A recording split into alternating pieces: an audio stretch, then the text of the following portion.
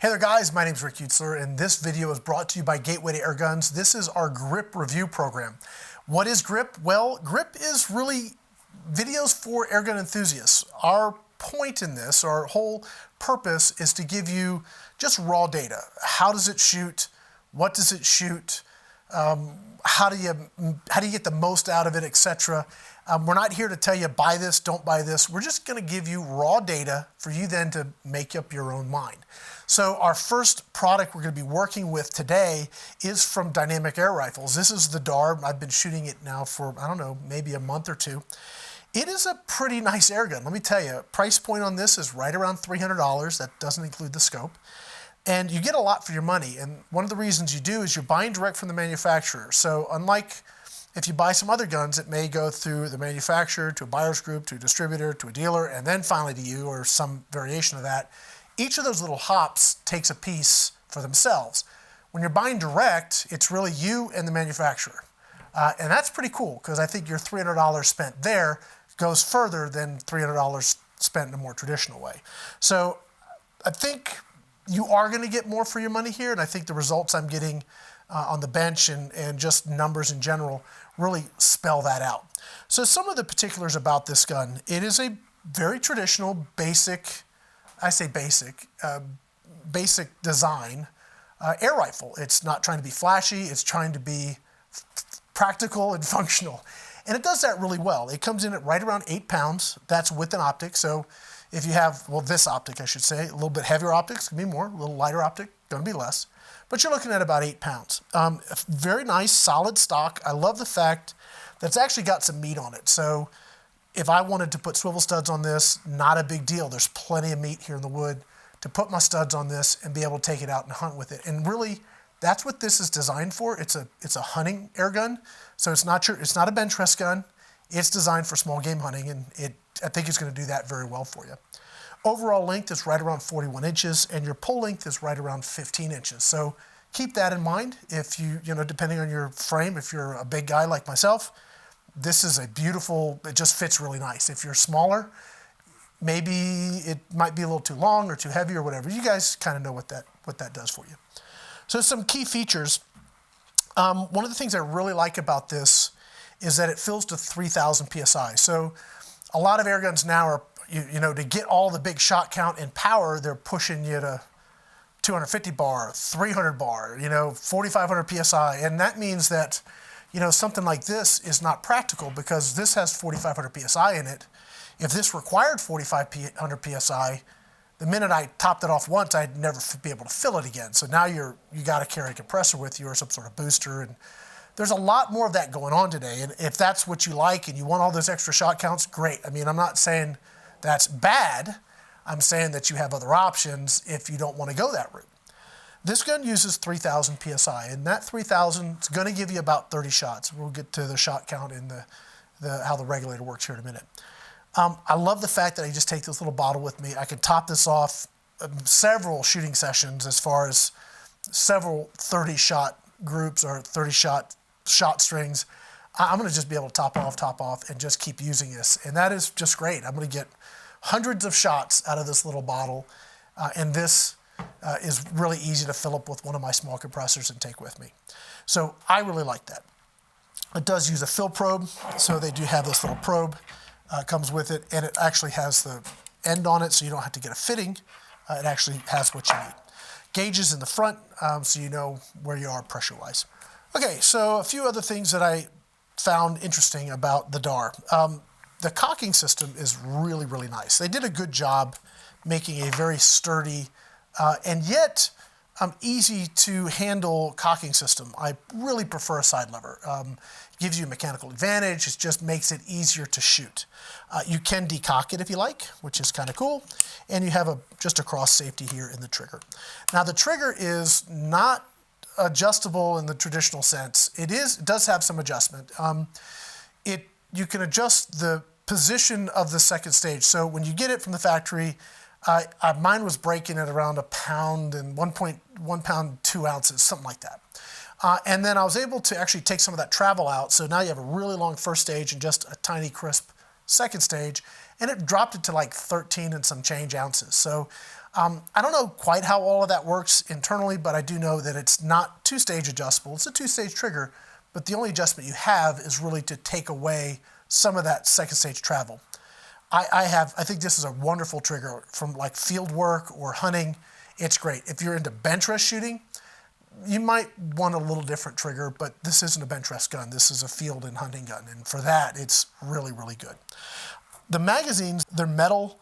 They're super easy to load, and there's no weirdness going. You just drop the pellet in, rotate it, drop the pellet in. Really, really nice, absolutely no fuss magazines. I think that's, some of those things make a product that much nicer to work with because you're not having to fight something, and the magazine just works really, really well. So let's talk about how the regulator works. So it is regulated. So again, $300, very good build quality, and regulated. So that's pretty cool. You're going to get 30 shots-ish on the reg. I was really getting about 28 shots on the reg. I went ahead and pushed it to 30 shots just because I wanted to have a nice even number.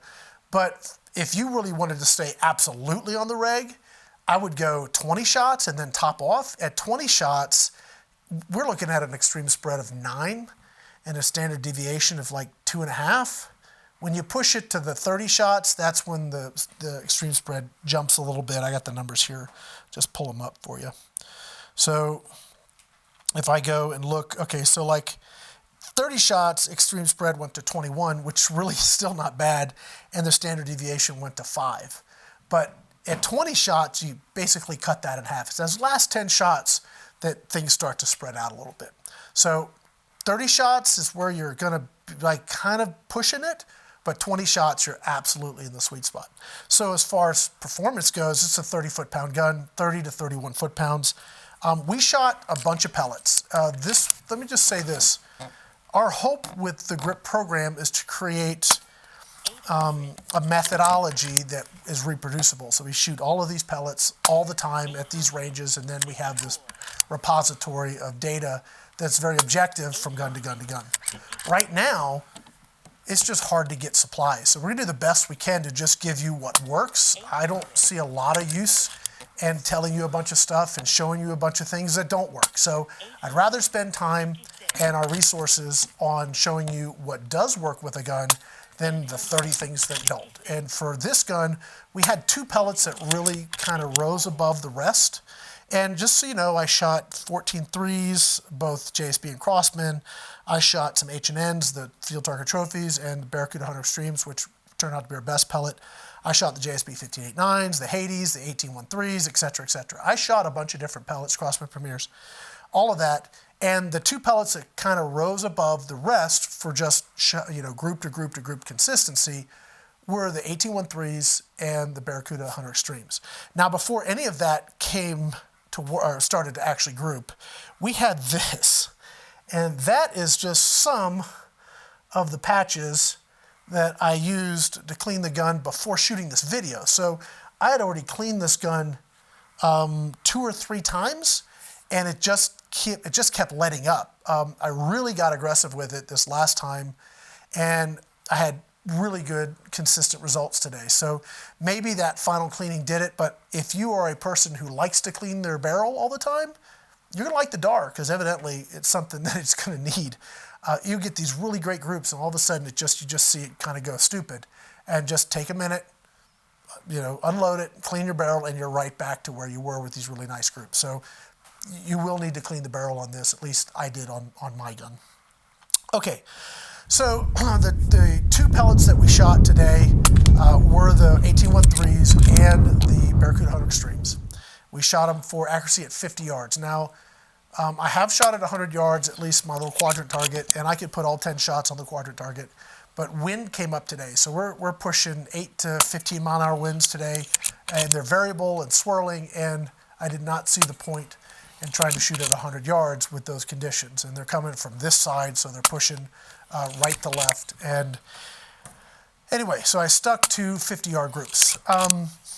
The scope was sighted like dead on the other day, and as you can see in these, and you'll probably be seeing the footage now. All of my shots were pushing left, and that's because the wind was pushing. And the 18-1-3s didn't push quite as far as the Barracuda Hunter Extremes. So the first thing I did is I just shot both of them to get where are they going to land. So obviously I was aiming dead center, and the 18-1-3s push like half a mil, or I mean, it's not a first focal plane, so I don't really know exactly mil spacing, but I'm at 23 power on this, and it was about half a mil. Or no, maybe it's a full mil. Yeah, I'm at 23 power, and it was a full mil. So the Barracuda Hunter Extremes pushed 2 mils left. So they did group. I mean, I held center and they grouped fine, but that wind was pushing them left. So on my next 2 groups, topped off the gun obviously, the next 2 groups I shot using the mil dots. Now this is the aim point scope that they sent with the rifle, so 4.5 to 27. Let me tell you, this is a very nice scope, very clear, very usable at the full range. So I was impressed with that. But I went ahead and used the mil dots. There's a bunch of great aim points in that reticle. In the 18-1-3s, I was able to bring it fairly close to center. And once I got sort of locked in, I just let it go. I didn't want to try and chase it. So you're seeing sort of the results of just my ability to hold the shot.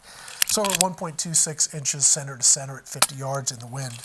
Now the Barracuda Hunter Extremes, as you see, they did really, really well. There's a couple outliers here that either got away from me or just it was the nature of the conditions today.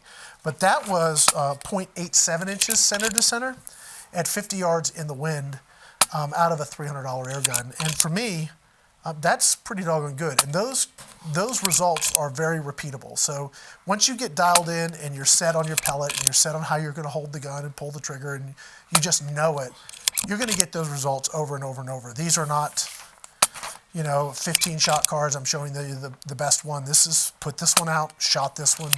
That's what you're seeing. I really want the whole GRiP program to be as objective as possible. Good, bad, and the ugly. We want you guys to see what the products can do in real world conditions, sort of in the hands of an average shooter. I don't consider myself anything special as far as a shooter goes. I just like to shoot. So the other important numbers we can talk about really quickly are noise. It's louder than I would like, and I'm sure there's going to be some folks out there that are going to do something to make that go away. But you're about 108 and some change dB, and that's right at the muzzle. Now, there is some mechanical noise going on too, so I don't think all of that is shot noise. So there's a little bit of a ping in the shot, and there's some other things which are indicative of a $300 gun. So that 108 may really fall off quickly at range, but right at the muzzle, you're at 108. Trigger pull, we already talked about, is about 13 and some change ounces. And I guess that's about it. It really shoots well. I mean, you're looking at 30 foot-pounds, 31 foot-pounds, which is very respectable on a 22. That's, rabbit, small game, raccoon. It's 1 inch, better than 1 inch accurate with hunting pellets. So for what it's designed to do, it does that very, very well. If you're looking for something that does more, then I would look for something that does more. I wouldn't try and take this and expect to push it and try and get more out of it. There's other products that will give you what you want right out of the box. Well, guys, that's really going to wrap it up. If you want to know more, definitely take a look at Dynamic Air Rifles. It's a $300 entry level that doesn't shoot like entry level. It shoots more like a $500 to $600 air gun. It really does very well. Stay within its lane, and you're going to get some really good results. Guys, that's it for now. My name is Rick Utzler, and this has been a GRiP review brought to you by Gateway Airguns. Thanks for watching.